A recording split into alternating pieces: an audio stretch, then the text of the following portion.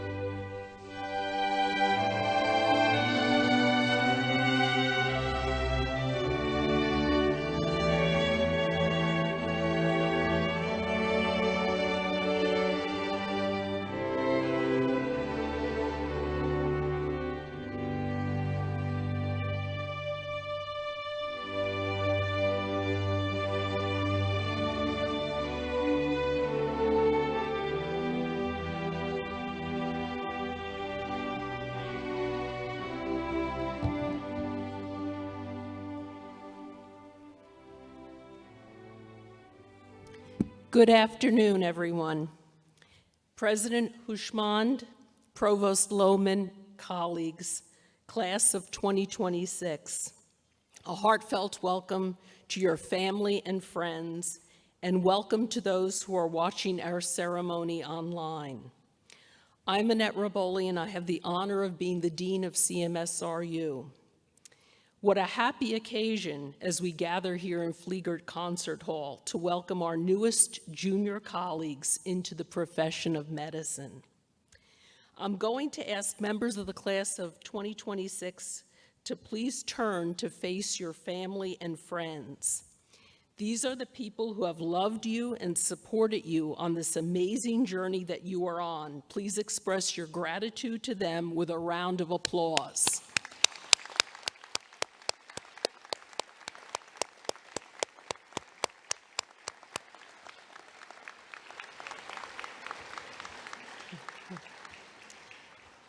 You can turn around and be seated.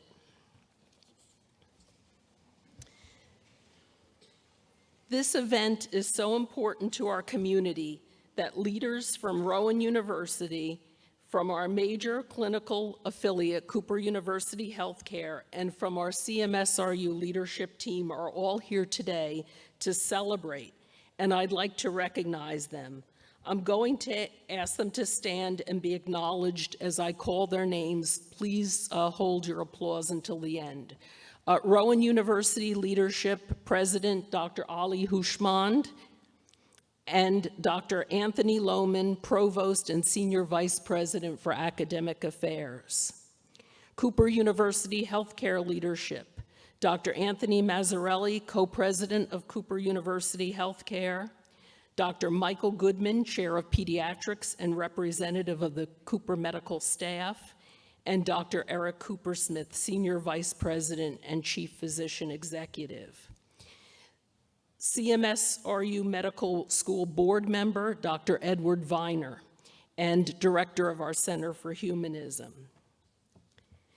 Deans and Directors, Drs. Erin Pukenis, Associate Dean for Student Affairs, William Coker, Associate Dean for Admissions, Rose Kim, Associate Dean for Faculty Affairs, Amit Joshi, Dean for GME, Dr. Jocelyn Mitchell-Williams, Associate Dean for Medical Education, Harry Mazurik, Associate Dean for Research, Elisa Pete, Associate Dean for Program Development and Continuous Quality Improvement, Darren Benning, Assistant Dean for Research and Head of Biomedical Sciences, Andrea Battaro, Assistant Dean for Curriculum Phase 1, Drew Nice, Assistant Dean for GME, Sundip Patel, Assistant Dean for Curriculum Phase 2, Dr. Marion Lombardi, Chief Student Affairs Officer.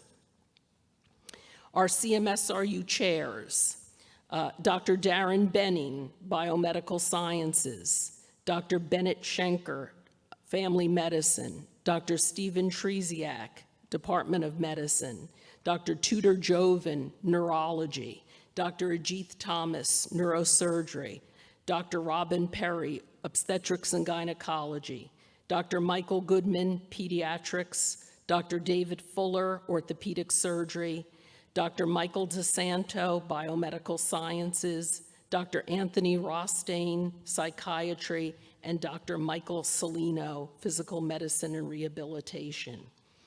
Also, I'd like to recognize our advisory college program leadership, Dr. Francis Aguilar, Executive Director, and Dr. Stephanie Smith, Director of Student Affairs.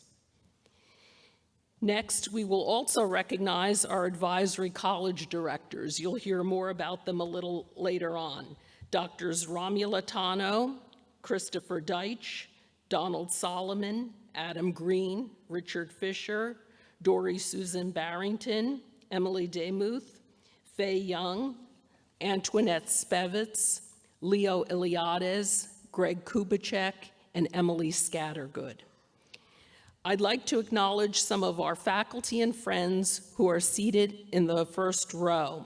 We are so happy you could all join us today. Thank you so much for your ongoing support of our students. It's greatly appreciated.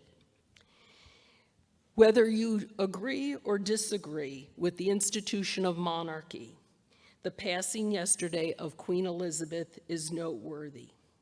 She assumed her position as a young woman in her early 20s and served the UK for 70 years with grace, dignity, and a mindset of devotion to her country and its people. There are certainly some parallels to the selfless service required in medicine. Class of 2026, today you will do two things that will mark your entry into the profession of medicine. First, you will be cloaked with the white coat, the symbol of the medical professional. It's a symbol that's relatively recent compared to the long and rich history of medicine. The wearing of the white coat started in the late 19th century. At the time, there was a lot of mysticism and quackery in medicine, and a group of physicians and students wanted to emphasize the scientific basis for medicine. So they decided that physicians should wear a white coat representing the laboratory and science. But the white coat is merely a symbol. It is the qualities of the person who fills and wears the white coat that's important. White coat ceremonies are even more recent. The first one occurred in 1993 and was organized by Arnold Gold at Columbia University. Now they occur worldwide and are not just for folks going into medicine. Nursing and other professions also have them. The gold pin on your coat is a gift from the Arnold Gold Foundation. Please wear it proudly and with honor. Dr. Jordan Cohen from the Arnold Gold Foundation called humanism the passion that animates authentic professionalism. We are proud to have a Gold Humanism chapter at CMSRU and a Center for Humanism. Secondly, you'll recite the ancient oath of Hippocrates. This oath unites all physicians worldwide and throughout the ages in the art of healing. In taking the oath, you will commit to the highest standards of our profession. Today, you become a medical professional. You may ask, what is a medical professional? A medical professional is someone who accepts the responsibilities, the obligations, and the sacrifices that go with the privilege. And indeed, it is a privilege to study medicine and to practice it. But above all, a medical professional is someone who places the interests of their patients above their own. Class of 2026, CMSRU is a mission-driven school with a focus on service to our community. And each of you is a very special person with unique skills and characteristics. And each of you will have a special role to play as you become practitioners of medicine. During your time at CMSRU, each of you will discover and develop the traits that are essential to the development of an excellent physician. Pursuit of excellence in knowledge and skill, altruism, humility, commitment, kindness, respect, empathy, and compassion. This process has already begun, for in choosing medicine, you have proclaimed your desire to serve others. You have chosen to enter medicine during a global pandemic, and your attitudes will be forever shaped by this very profound experience. Our job over the next 4 years is to help you become the person who fills your white coat with the attitudes and skills worthy of our noble profession and worthy for you to be called doctor. My best wishes to all of you. It's truly an honor for me to introduce Dr. Ali Houshmand, president of Rowan University. This is the 10th year of Dr. Houshmand's leadership and the 100th anniversary of Rowan University. Rowan has been on an amazing meteoric rise nationally during his tenure. His personal story as an immigrant to the United States is an inspiration for us all. President Hushmand.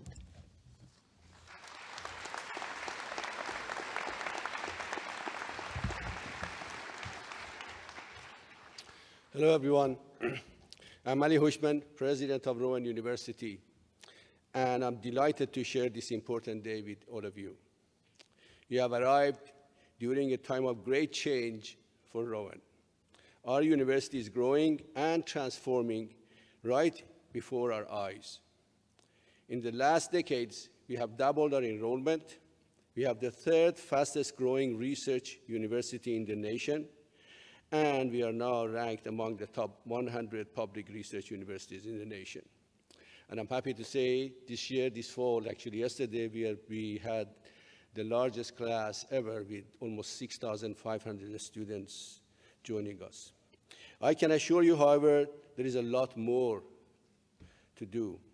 A key factor in our overall success lies squarely in what this medical school has accomplished since its first class arrived 10 years ago.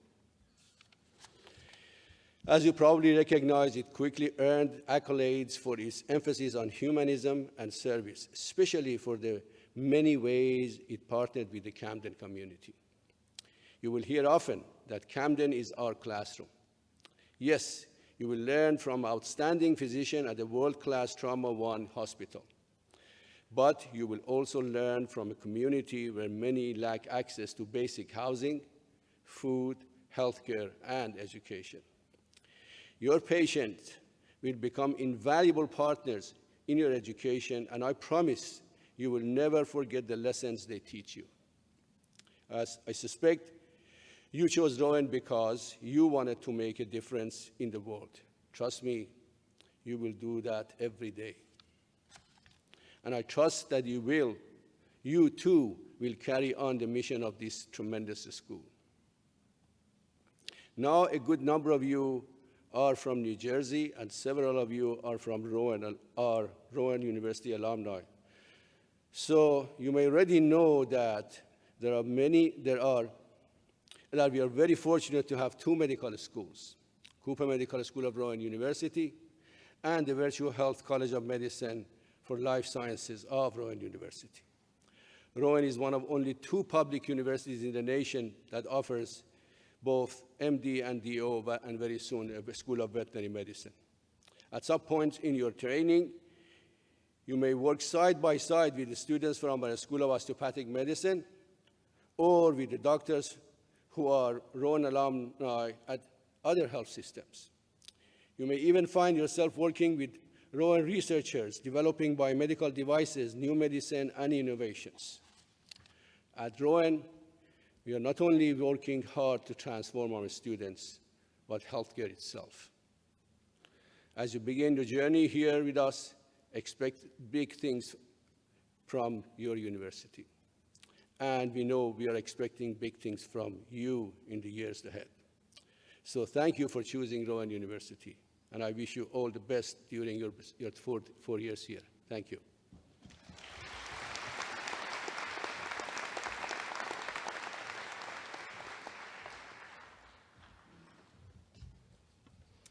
Thank you, President Hushmand. It's a pleasure for me to introduce our university provost, Dr. Anthony Lohman. Under his leadership, Rowan University is evolving into a scientific and health professions education powerhouse. Dr. Lohman.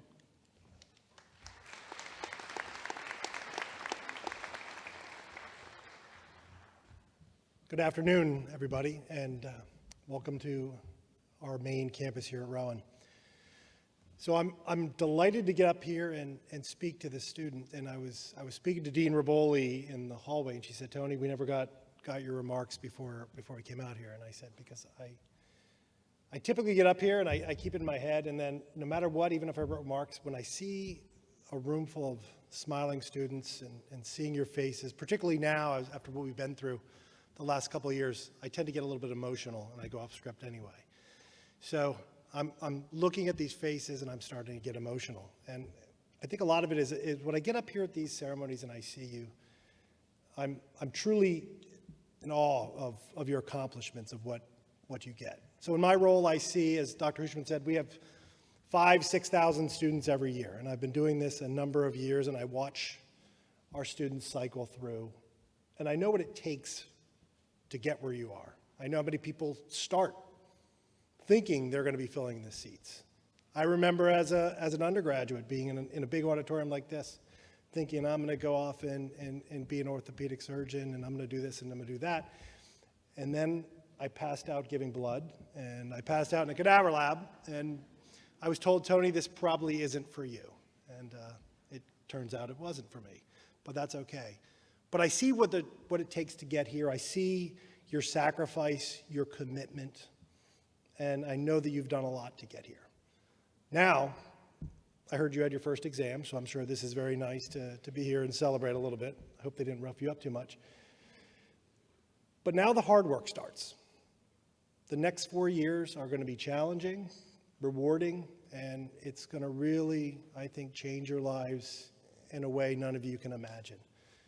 So as I say, I've got to sit through a couple of these. I had the pleasure last spring of attending my first match day and seeing what you are going to look like in 4 years. And I'm very excited standing here today, looking at the faces, thinking, what am I going to see when I see you in 4 years with your match? So I'm here to support you. I'm here to make sure that you have all that you need to grow, learn, and succeed while you're here at Rowan University.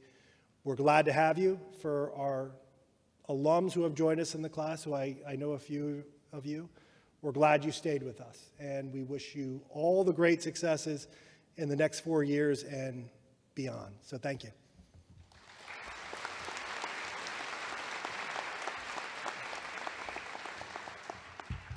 Thank you, Dr. Lohman. So fainting, right? The profession of medicine spans thousands of years, and physicians have been called to serve during plagues, wars, outbreaks, epidemics, pandemics, genocide, and civil unrest. Through all of these, physicians have overcome fear and uncertainty to serve. Early in the pandemic, we lived through a period of intense uncertainty and profound loss, a period that tested our resilience, our grit, our adaptability, our emotional intelligence, and our humanity. Despite the challenges, many of our students had their finest moments during the pandemic as they performed a variety of volunteer activities that showed their ability to be servant leaders in the proud tradition of Greenleaf. Our healthcare teams at the hospital shined as they courageously cared for and comforted their patients and their patients' loved ones. Each year, I select a white coat ceremony speaker who demonstrates the highest ideals of our profession and who is willing to share a story that demonstrates those ideals. This year's speaker is Dr. Emily Demuth. She's an assistant professor of medicine and emergency medicine at CMSRU, splitting clinical time between Cooper University Healthcare's emergency department and the intensive care unit. She is passionate about medical education and mentoring students, residents, and fellows, and serves as assistant program director for the Critical Care Medicine Fellowship at Cooper. And she also serves as an advisory college director at CMSRU. She has received numerous awards for her commitment to medical education and patient care, including the W. Eric Scott Award for Excellence in Multidisciplinary Critical Care, the Golden Apple Teaching Award for Critical Care, the Diane Barton Caring Award, and the Critical Care Teaching Faculty of the Year awarded by the Fellows. You can read more about her accomplishments in your program book. Today, Dr. Demuth will share her experiences working in Cooper University Hospital's intensive care unit during the early days of the pandemic. It's an honor for me to introduce Dr. Emily Demuth. Dr. Demuth.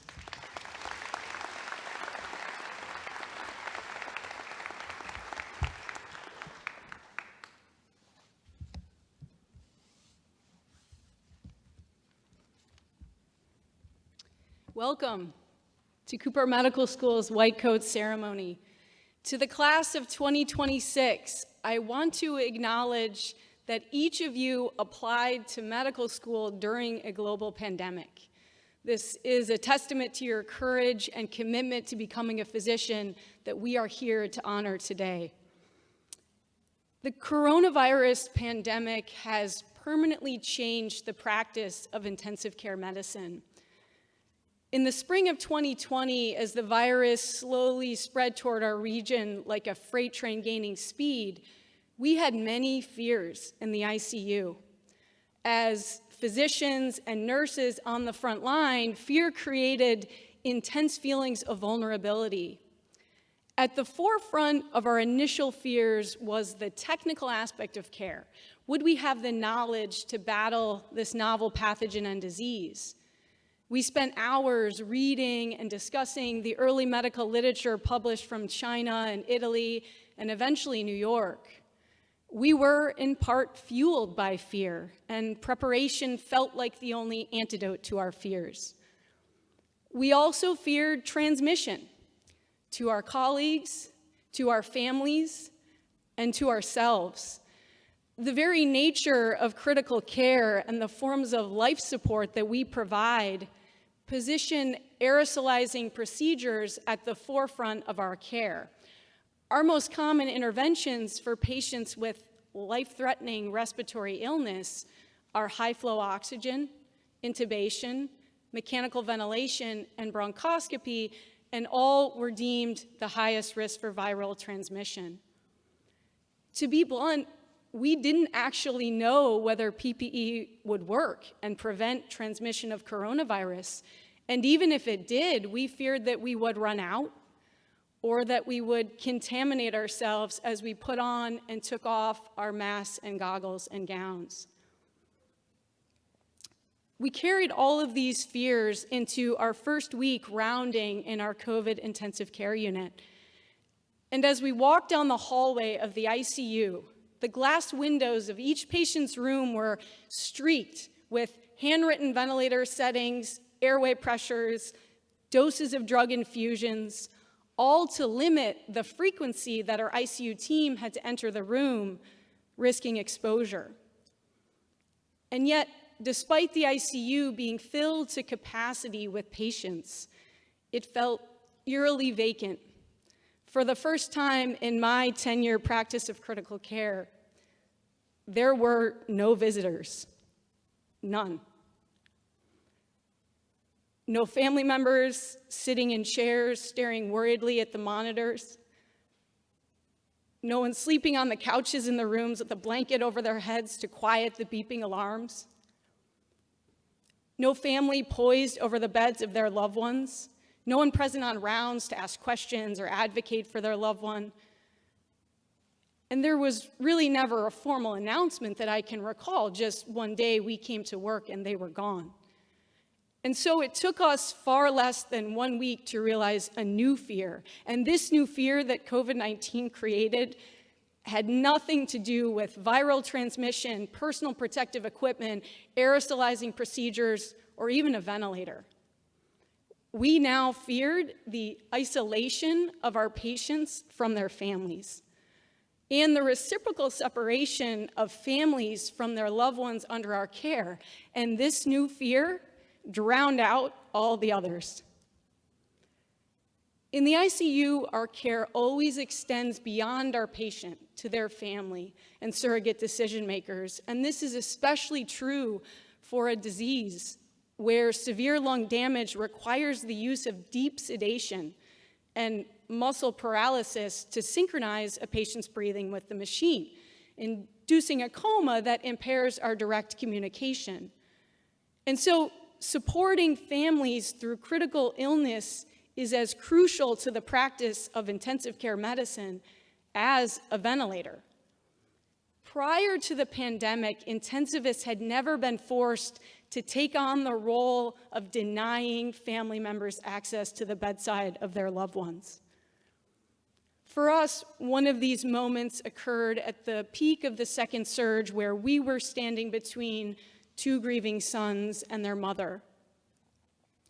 She was 61 years old and had been on a ventilator for COVID pneumonia for 19 days. And the number 19 is significant because it's 20 days that establishes convalescence for patients with COVID on a ventilator. So it's 20 days, not 19 days, that allowed the family to visit inside the room at the end of life. Well, on that day during rounds, our team was called to her room because she suddenly went into cardiac arrest. And we performed CPR and were able to restart her heart, but she remained very unstable on high doses of pressor medications to sustain her blood pressure. We stepped away from the room to call her sons and explain to them that her lung damage had progressed, causing her heart to stop. And while we were able to restart it, we were worried that it was going to stop again. We then arranged a conference call with our visitation committee explaining the urgency of a visit for the end of life. In this case, her sons were granted a visit through the glass. The concept of a visit through the glass was new to us in the second surge for patients with COVID-19 that had not yet achieved convalescence. There is a photo displaying such a visit published in an NBC News article from 2020, where inside the room you see two nurses at the bedside supporting a dying patient. But if you look more closely at the glass window, you see the reflection of a woman wearing a mask and a gown. This woman is the patient's daughter. She is also an ICU nurse who has found herself countless times throughout the pandemic on the inside of the glass comforting dying patients, and yet now, as her own father dies, she finds herself on the outside of the glass. We had every intention of limiting our patient's sons that day to a visit through the glass. While they were en route to the hospital, their mother's heart stopped for a second time. And as they walked down the hallway of the ICU and stopped at the threshold of her door, they saw us through the glass performing CPR. When we saw them walk up, we came out of the room and explained to them what was happening. That despite the CPR and all the forms of life support that we were providing, we were worried she was going to die. And like many families, this was the first time that they had seen her in nearly 3 weeks. And they were both crying. And one of her sons said, "Why can't I go in and give my mom a hug?" And he just kept repeating more loudly, "I'm standing right here. Why can't I go in and give my mom a hug?" Every decision that we make in medicine must weigh harms and benefits. And together with our leaders in infection prevention, we did our best to navigate the incredibly difficult decisions surrounding who would be granted a visit at the end of life and who would not. For the group of ICU nurses and physicians who were gathered both inside the room that day to support our patient and outside the room in the hallway to support her family, we saw virtually all harm and no benefit in standing between those two sons and their mom. So we made the decision to put PPE on them and let them in the room. Balancing the emotional support of critically ill patients and their families with containment of the virus through public health measures is an impossible task. Their needs are in direct opposition to each other, and each undermines the other. And we were pulled in both directions in the ICU. But from the suffering that we witnessed, we learned valuable lessons. Visitor restriction revealed to us the incredible urgency and importance of family presence in the ICU that we knew but had unknowingly taken for granted. And this awareness brought extraordinary compassion and a heightened sense of belonging and purpose to our care. Visitor restriction meant that we were not just our patients' nurses and doctors. We were often the only physical connection between families and their loved ones. And this created some of the strongest relationships with patients and families that I have personally experienced practicing medicine. Our interactions shifted to phone and video calls where families were simply desperate to see and be near their loved ones. Most of the conversations were one-sided, and there were a lot of tears, but there were also many laughs. Some families played favorite songs. You can learn a lot of unexpected things about a person by listening to their playlist. Some prayed, some teased. The need for a haircut was one of the most common topics of conversation. All expressed encouragement to keep fighting. We met the children, grandchildren, partners, pets, and love armies that sustained our patients. And by holding the phone for families, we silently witnessed intense moments of love and support that would normally occur in private at the bedside without a clinician present. And we would lose ourselves in these moments. It was impossible not to hear echoes of our own families in those calls. Throughout the pandemic, Cooper medical students were not just members of the critical care team, they became leaders in humanism. Students were initially pulled from clinical areas, yet remained eager to contribute. So when faced with the unprecedented, medical students at Cooper, just like yourselves, set the precedent. Students created a program where they would participate in ICU rounds from home over speakerphone, and then immediately call families, both for a clinical update as well as emotional support. This program was so impactful that CMSRU students were honored with the Family-Centered Care Award by the Society of Critical Care Medicine, an international professional organization. Today marks the symbolic beginning of your journey to becoming a physician. And despite the challenges highlighted by the pandemic, I believe there is no better time to start medical school. Medicine is a noble profession, not because we are perfect, but because we learn from our failures. When confronted with the greatest dehumanizing force of modern medicine, we countered social distance with connection and shared purpose. Through the grief of patient isolation and family separation imposed by hospital visitor restriction, we relearned the power of compassion. So as we place a perfectly ironed white coat around your shoulders, understand that medicine is wrinkled, with creases, lumps, and bumps, and occasional coffee stains. But the wrinkles are where the meaning in medicine is found. In white coats stuffed with to-do lists and journal articles researched at 2 a.m. in hopes of better understanding disease and finding evidence for treatment. Soon your pockets will be filled with lists of patients who are people first, imprinting lessons in your minds and emotions in your memories. Over the next 4 years, each of you will grow your medical knowledge tremendously. You will memorize every single nerve of the brachial plexus in the shoulder. You will listen to your patient's story as you take your first history. You will perform physical exams and actually see the tympanic membrane in the ear of a squirming toddler. You will learn how to put on sterile gloves and not to touch anything in the operating room until you are told.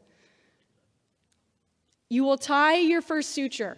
You will diagnose pneumonia from a shadow on a chest x-ray and read an EKG aloud on rounds. You will perform CPR and help your team save someone's life in the emergency department. You will celebrate the joy of birth with first-time parents. You will also be moved to tears as you tell your patient he has cancer. You will charge a defibrillator and later sit in silence supporting a grieving family in the ICU. You will wake up when it's dark outside and go to sleep when it's light outside, and you will be grateful for bunk beds with thin mattresses. You will call your patient's family just to see how they are doing. You might even forget a few of the nerve branches in the brachial plexus. You will succeed and you will learn from your mistakes with your classmates and teaching faculty at your side. And one day you will be certain you have discovered the kind of doctor you want to be, only to change your mind on the very next clinical rotation. Through it all, remember that the people you see on the stage in front of you today at your white coat ceremony, your deans, advisors, department chairs, and hospital CEO are all committed to helping you discover and succeed in a medical specialty you find meaningful. You deserve to be here. Congratulations on wearing your white coat for the first time. Now go out there and get it wrinkled.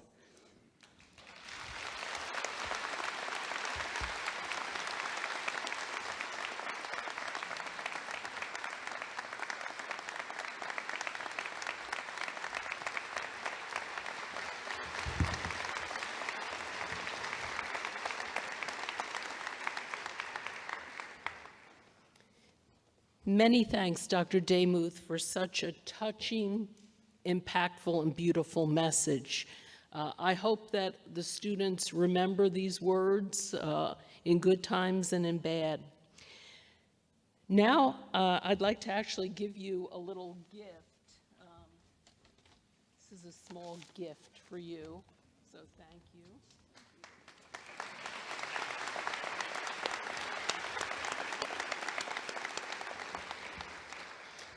Now I'd like to introduce Dr. Erin Pukenis, Associate Dean for Student Affairs, who will lead the ceremonial cloaking of our students by the Advisory College directors. Each student will receive a Littman stethoscope from the medical staff of Cooper University Healthcare and a copy of the book Wonder Drug from the authors Drs. Mazzarelli and Treziak, who are on the stage. I'm going to ask them to stand, please. This is a lovely gift.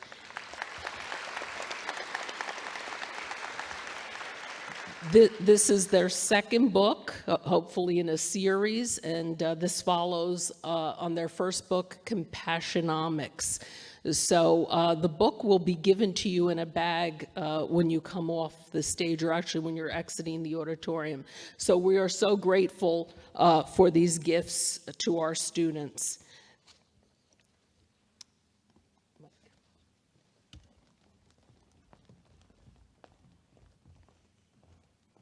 Good afternoon, and thank you, Dean Riboli.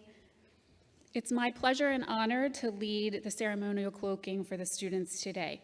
In a few minutes, each student will be called to the stage to don the white coat for the first time.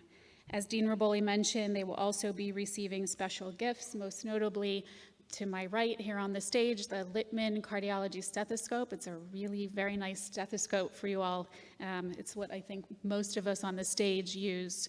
And Dr. Goodman, who is the chair of pediatrics at Cooper University Healthcare, is here to represent the medical staff and this gracious gift. Thank you, Dr. Goodman, for this gift to our students. At this time, I will begin to call the students to the stage, and as you process, you will begin to line up on the side, and you will be grouped by your advisory colleges. The colleges are a learning community model for professional identity development, social emotional well-being, and specialty career advising. Our advisory college faculty will have the special honor of cloaking you today. As we call the students to the stage, audience, I please ask of you that you hold your applause until the very end, until we cloak the final student of the class of 2026.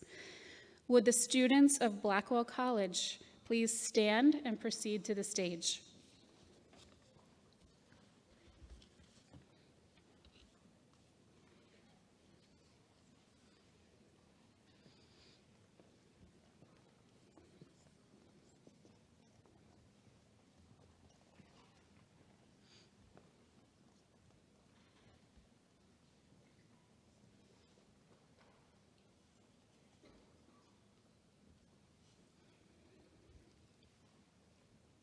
Taylor Osserud.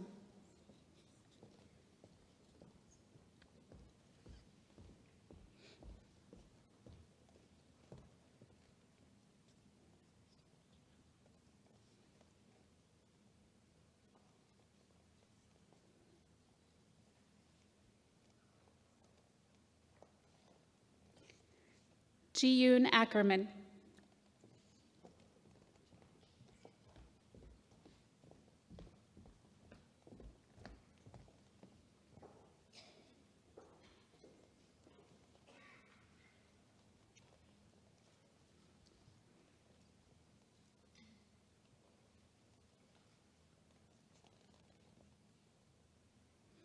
Elizabeth Benedict.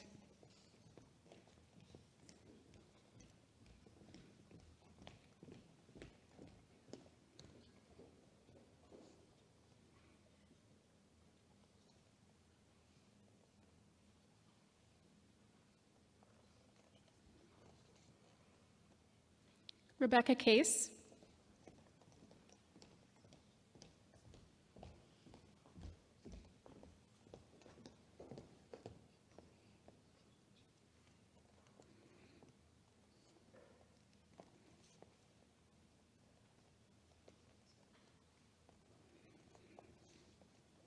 Chiara Coselli.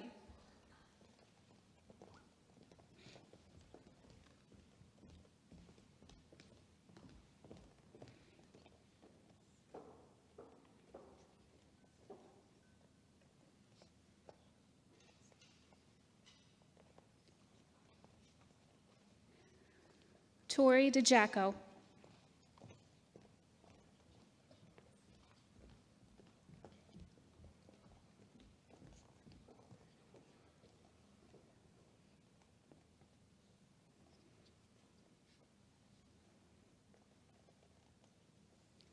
Francis Fortino.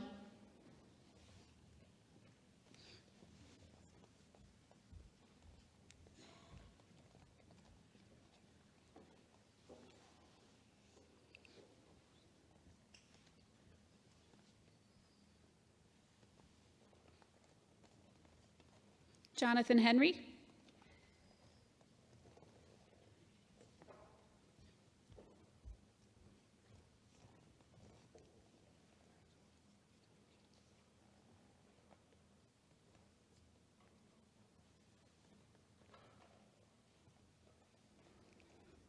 Abby Jefferson.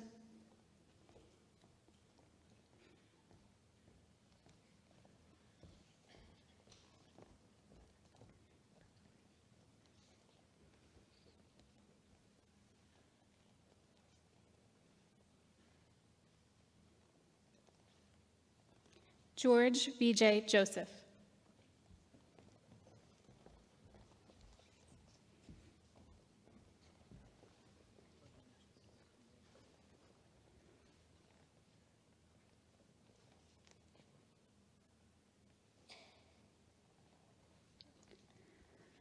Nava Katz.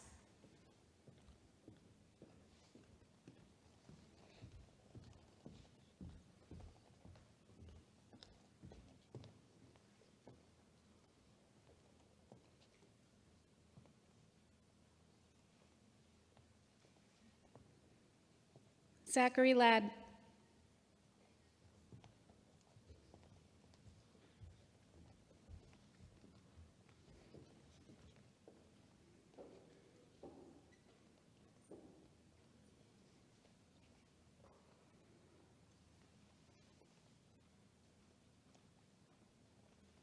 Aduram Leilazari.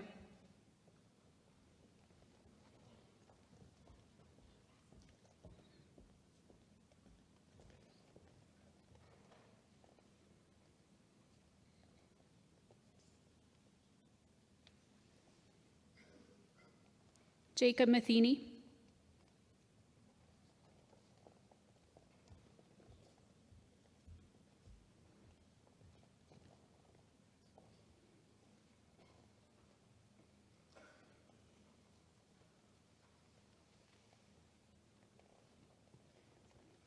Catherine Wynn.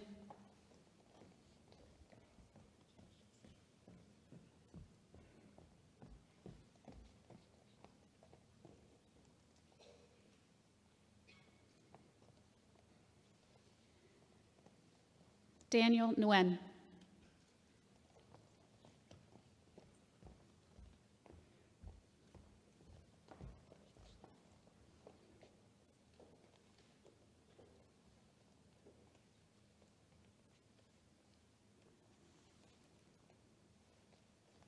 Aniri Patel.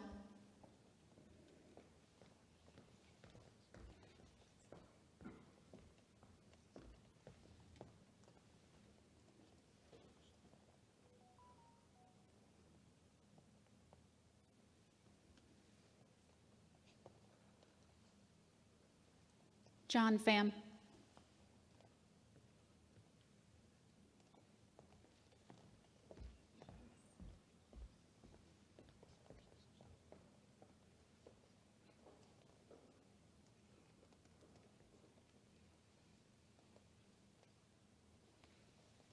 Sean Phillip.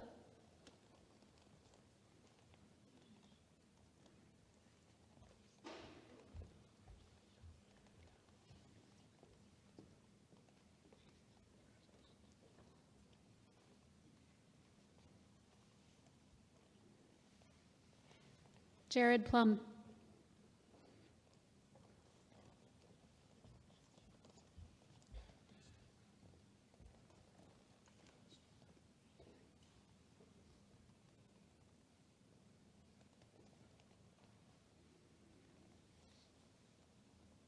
Shivani Raizada.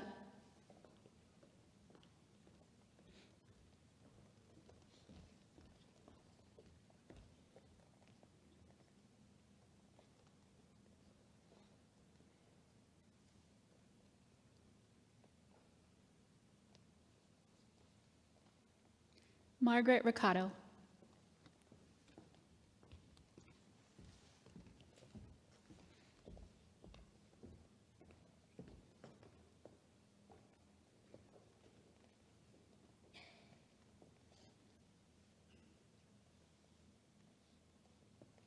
Rosa Shi.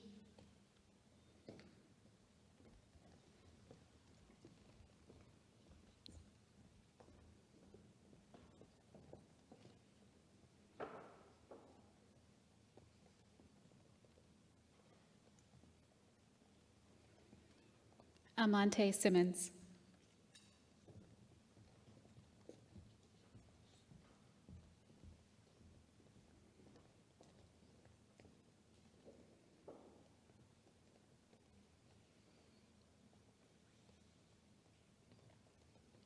Akila Tatali.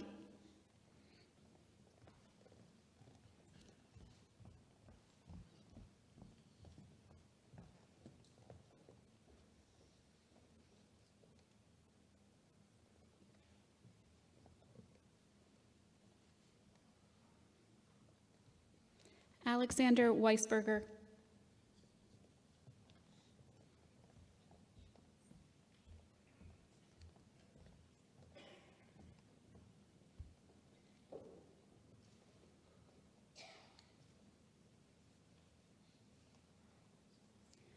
Corey Jung.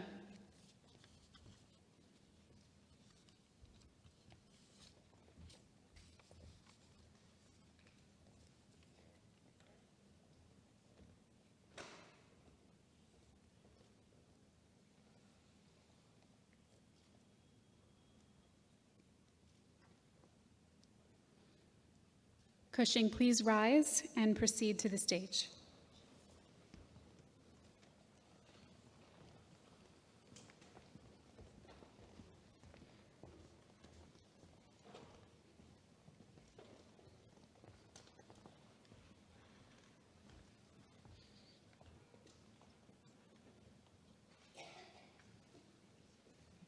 Ernie Alvino.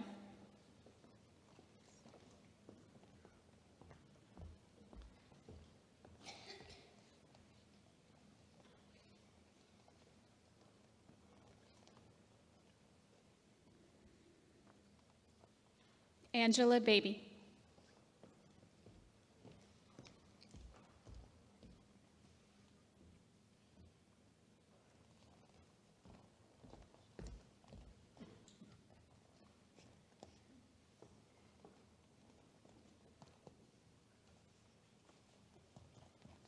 Jason Betts.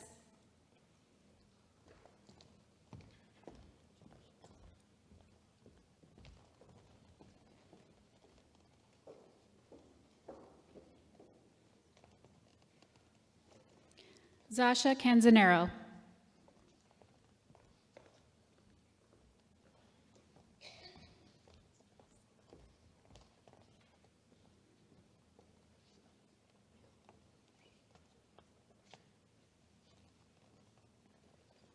Andrew Corwin.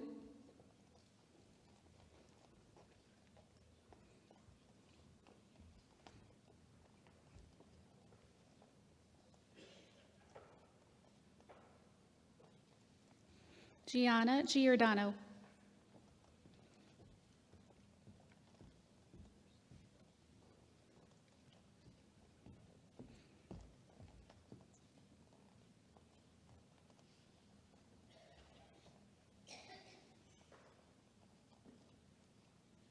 Emily Hochreiner.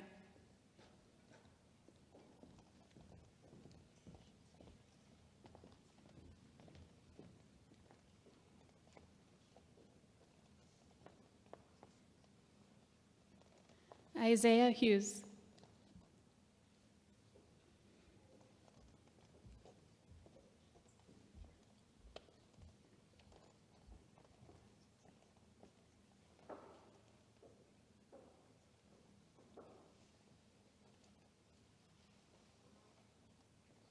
Hamel Iqbal.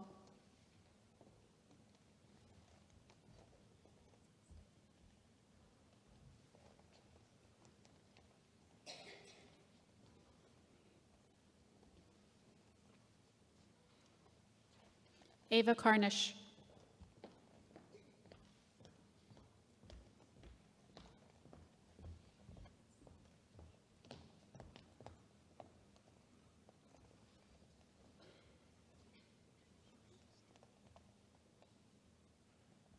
Christina Kaw.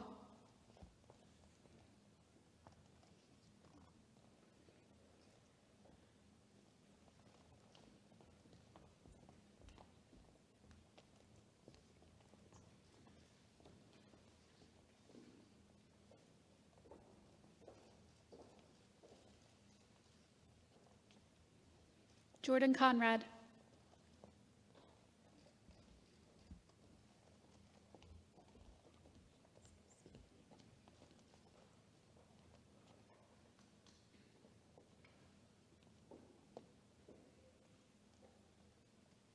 Kelly Lambert.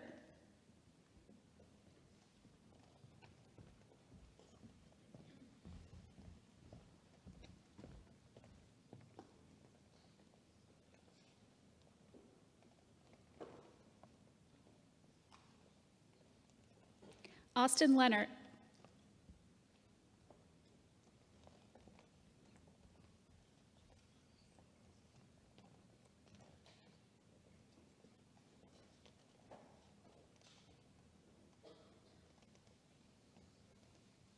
Tanya Liu.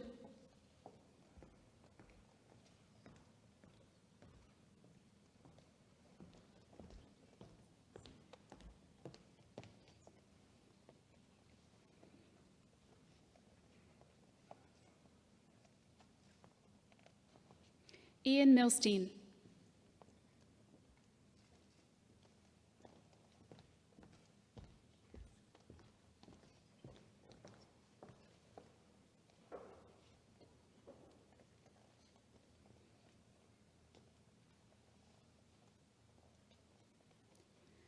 Talia Nakash.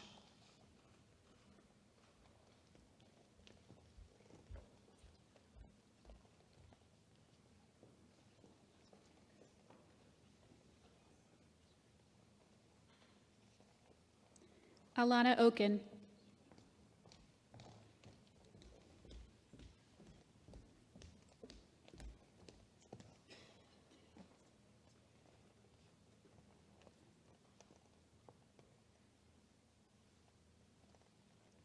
Angelo Jesus Pingle.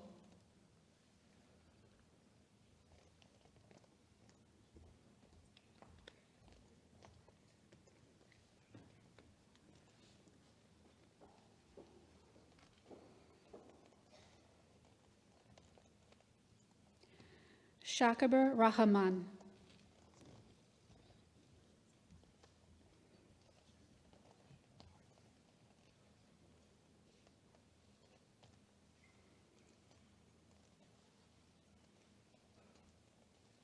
Benjamin Rosen.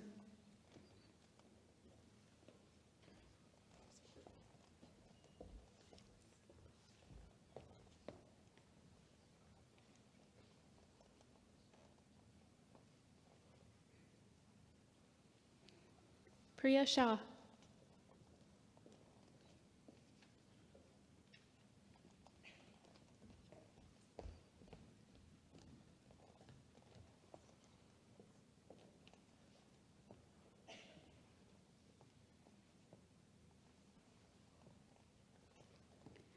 Amila Sheikh.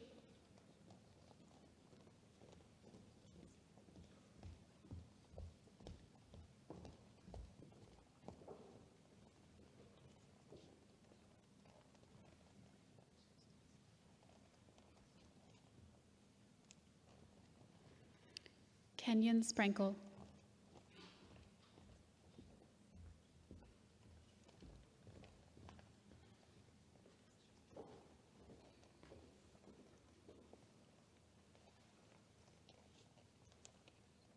Yijan Tian.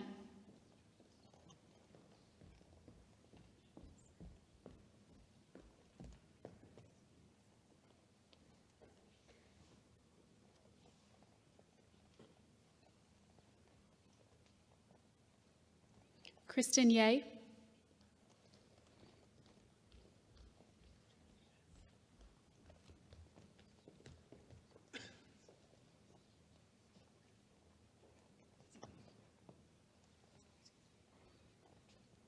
Zizin Yi.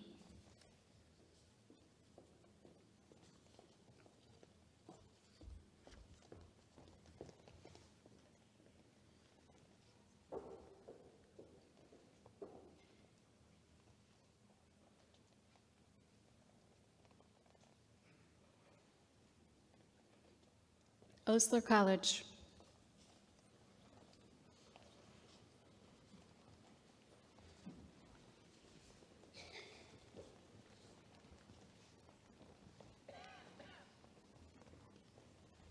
Zachary Bishop.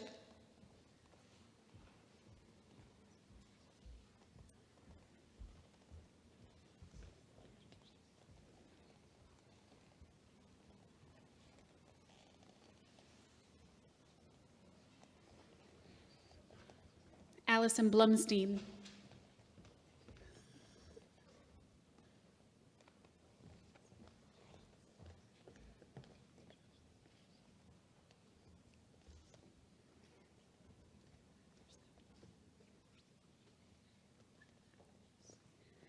Rahi Chapla.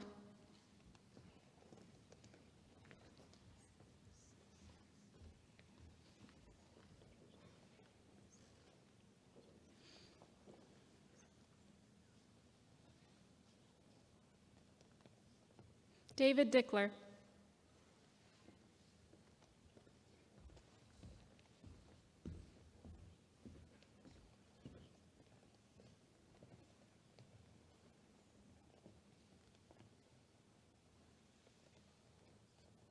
McCaffey Eugene.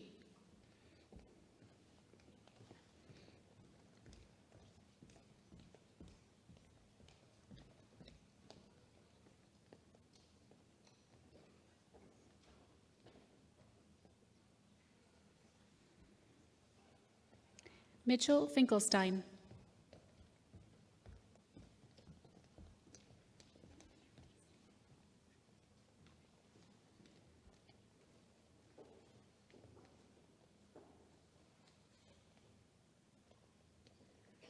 Adana Ibeku.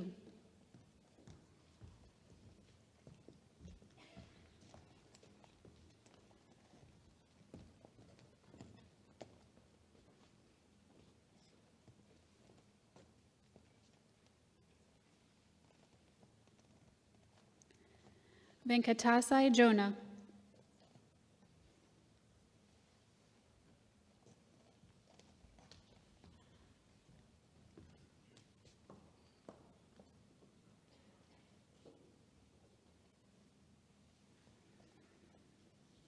Abokar.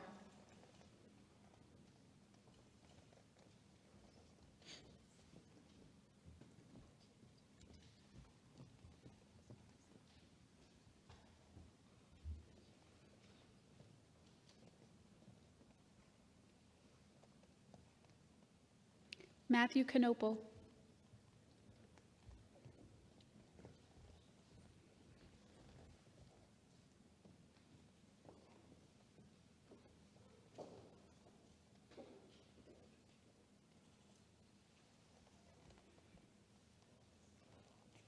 Sabalala.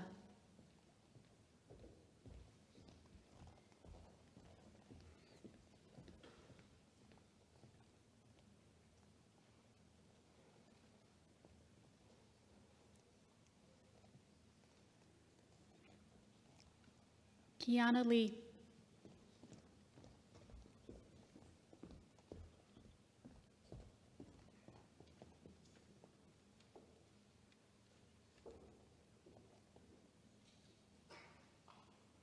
Magna Matthews.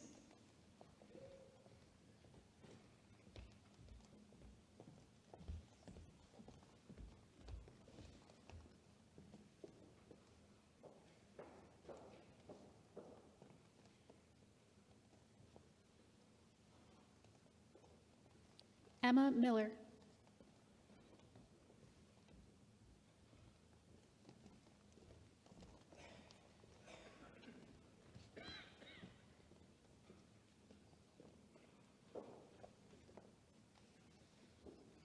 Ethan Miller.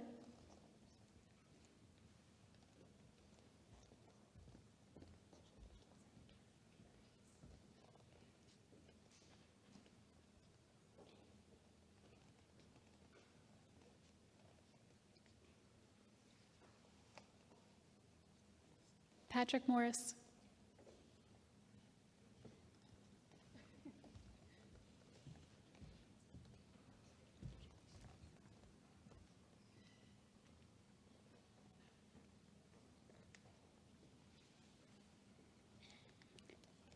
Miriam Motluck.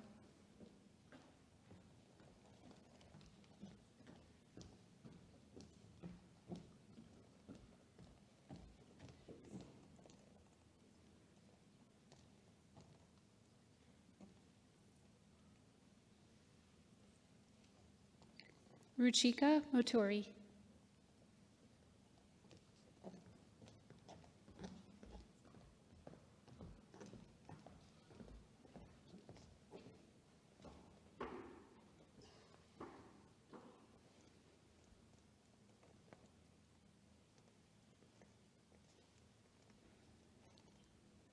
Christine Ng.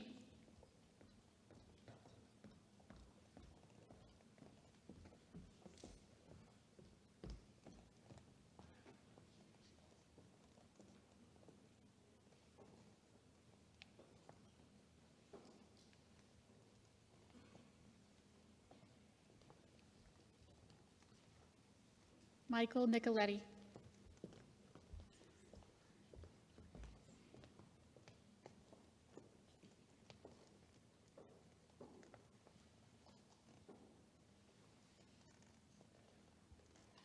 Patricia Peterson.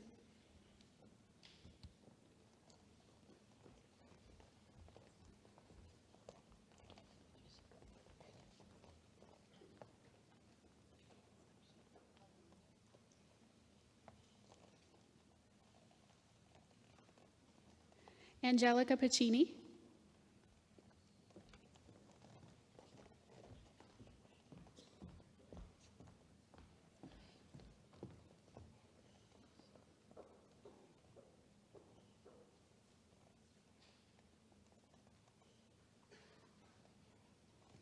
April Pavanka.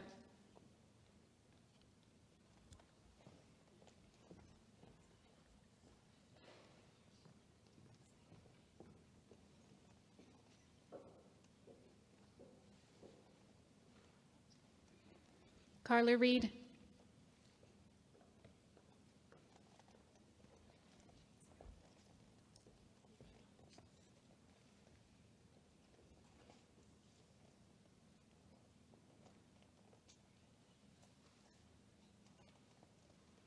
Holly Siebold.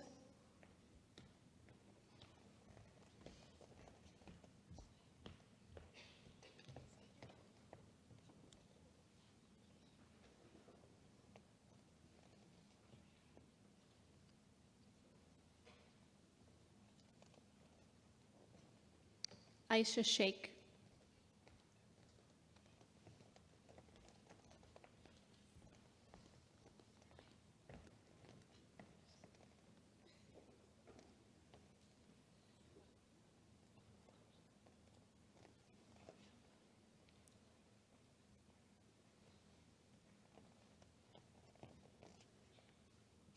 Hiroto Watanabe.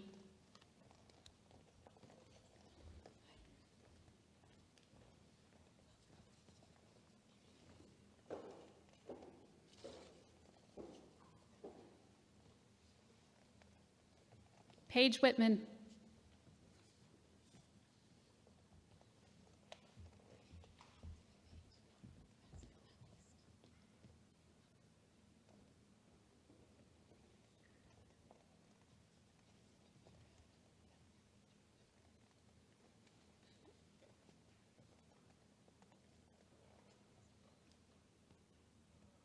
Rush College.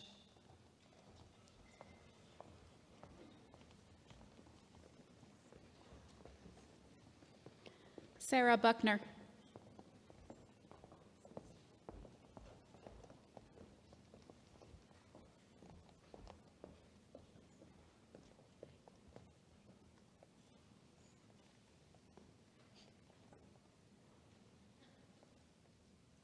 Shannon Cheslewski.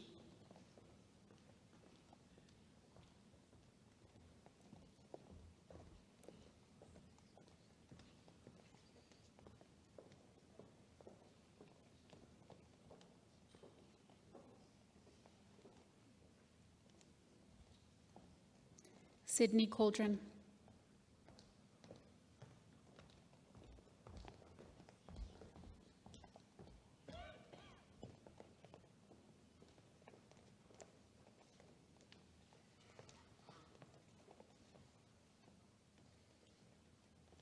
Allison Davis.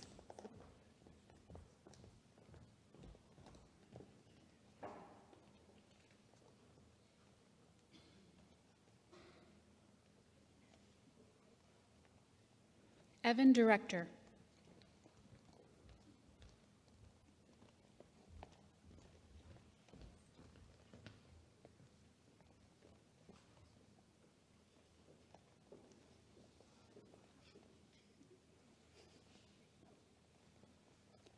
Gabriella DeStefano.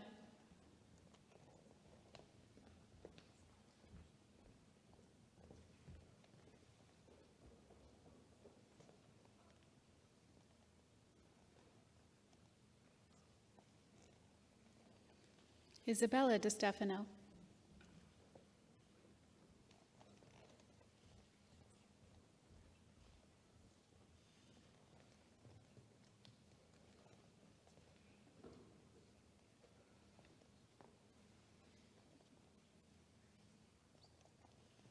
Amnea Elgendi.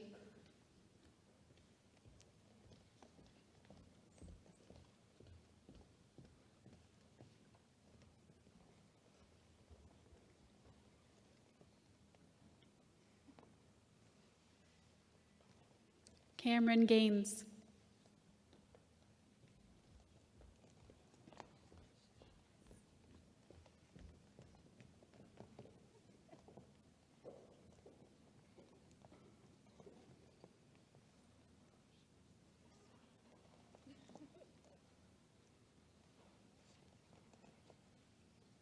Tanay Veer Gandhi.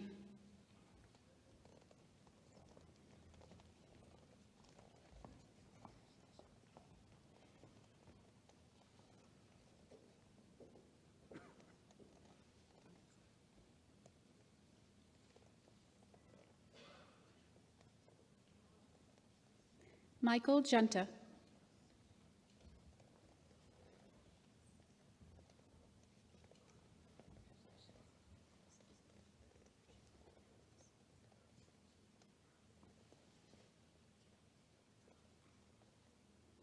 Arjun Kumar.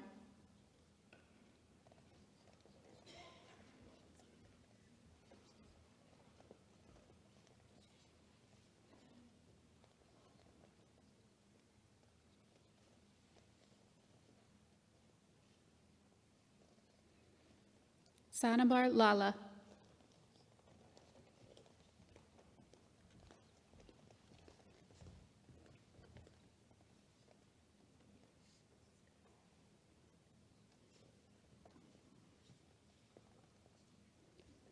Nicole Lennox.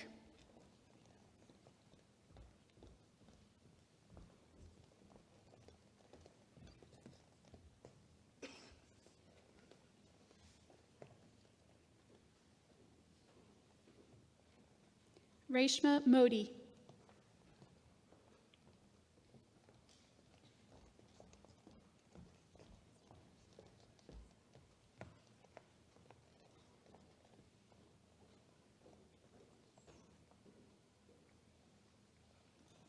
Myrna Nashed.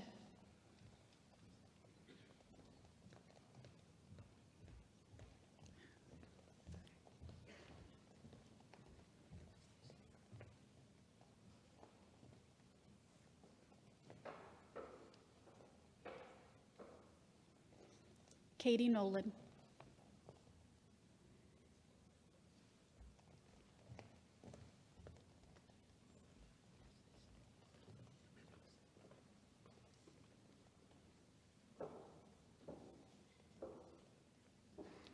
Jason Peng.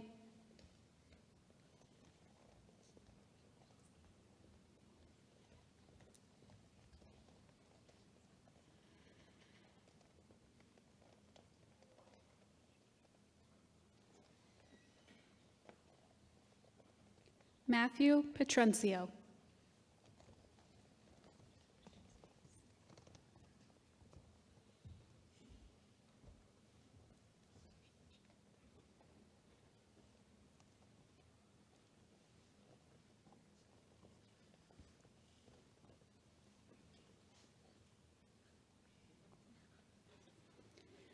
Jennifer Pryl.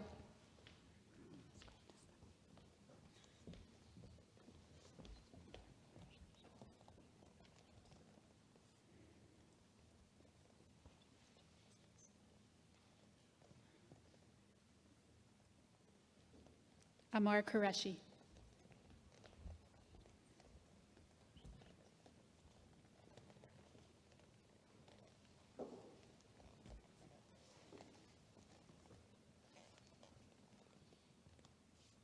Arnold Rojas.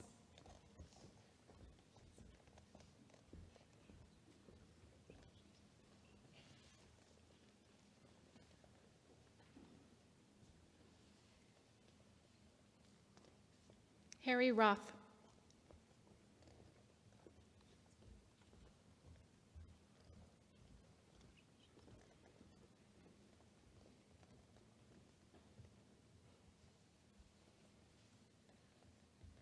Jordan Seiler.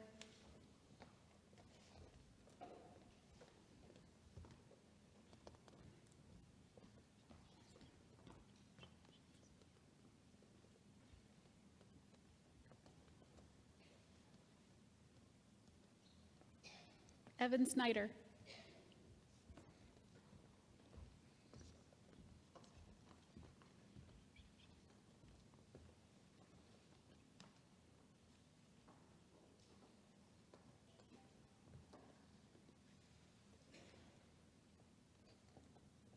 Olivia Toner.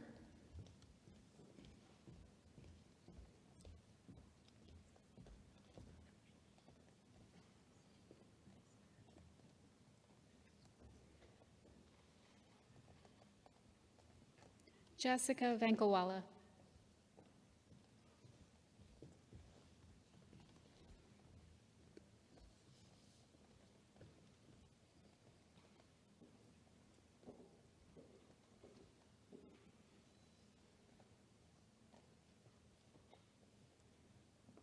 Sean Zadie.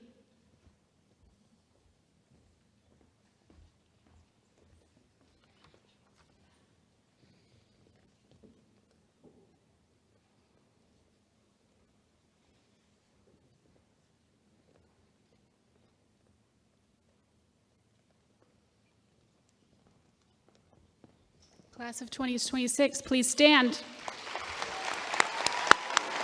Congratulations.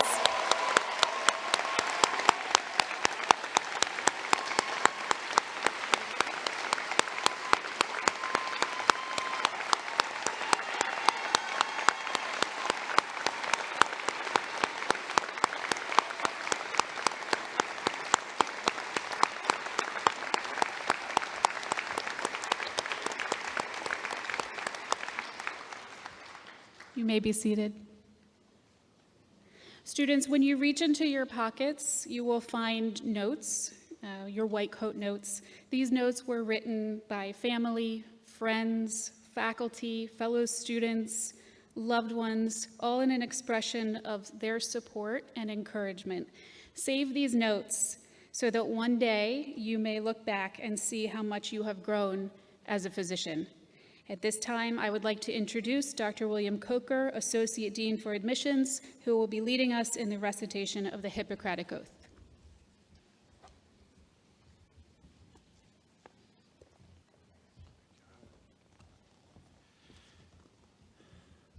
Well, good afternoon, everyone. How's everybody doing? Terrific. My name's Dr. Bill Coker, and I have the privilege of serving as the Associate Dean for Admissions here at Cooper Medical School of Rowan University. And in that role, I get to participate in the recruitment of the class of 2026. And I have to tell you, you look fabulous in your white coats.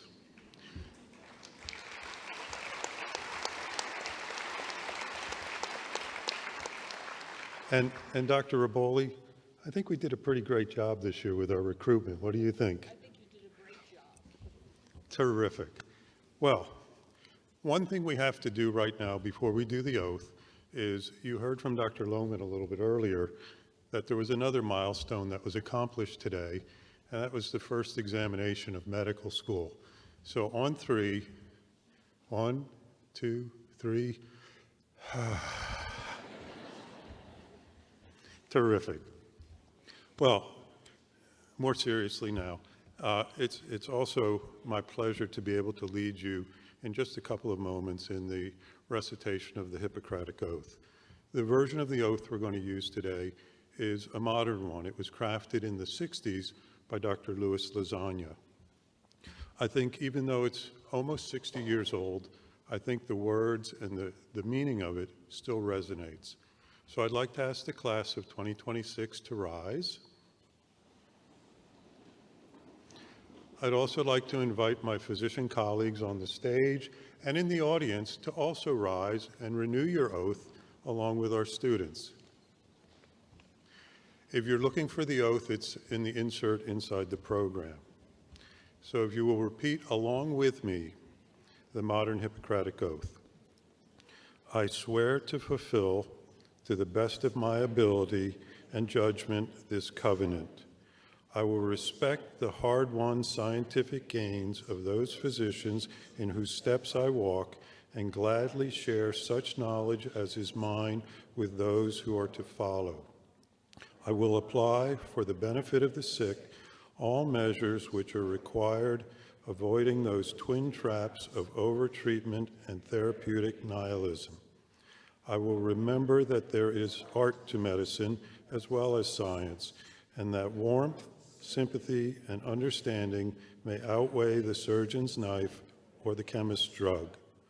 I will not be ashamed to say, I know not, nor will I fail to call in my colleagues when the skills of another are needed for a patient's recovery. I will respect the privacy of my patients, for their problems are not disclosed to me that the world may know. Most especially must I tread with care in matters of life and death. If it is given me to save a life, all thanks.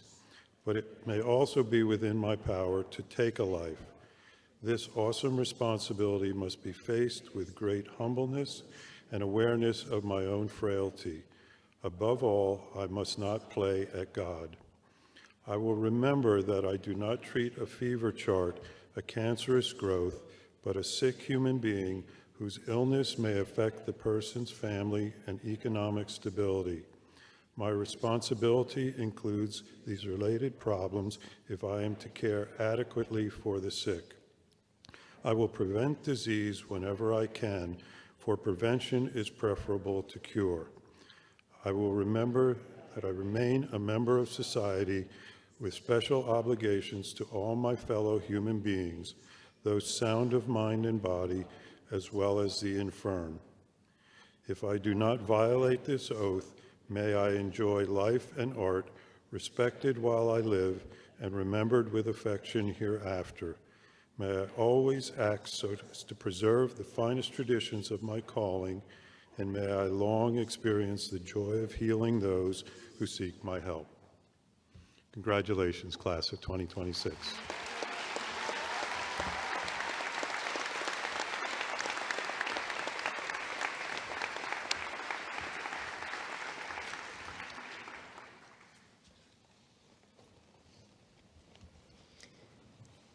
Congratulations to our students and to all your loved ones as well. Thank you to all for attending, and thank you to those who viewed from home. At this time, I'd like to ask all of our students to please exit the auditorium for a photo. Dr. Demuth, please join us. And we ask everyone else to be seated until the students leave. Then everyone is invited to a reception on Wilson Patio. So we look forward to seeing you. Once again, let's give a great round of applause to this wonderful class.